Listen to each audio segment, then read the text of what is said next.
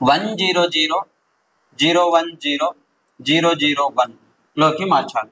ఈ మ్యాట్రిక్స్ని ఏం చేయాలంటే 100 010 లోకి మార్చాలి.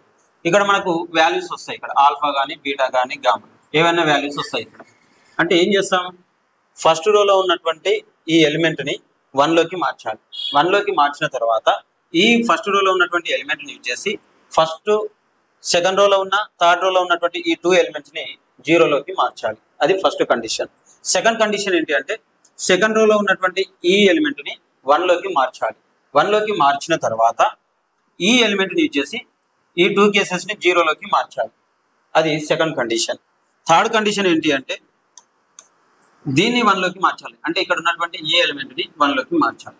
ఈ దాన్ని యూజ్ చేసి ఈ 2 కేసెస్ని 0 లోకి మార్చాలి. ఆ విధంగా మార్చిన తర్వాత ఈ షేప్లోకి వస్తే అంటే ఈ ఐడెంటిటీ మ్యాట్రిక్స్లోకి కన్వర్ట్ అయిన తర్వాత ఇక్కడ వచ్చేటటువంటి ఎలిమెంట్స్ని మనం ఏమంటాము అంటే ఇదేమో ఎక్స్ అవుతుంది, ఇదేమో వై అవుతుంది, ఇదేమో జెడ్ అవుతుంది.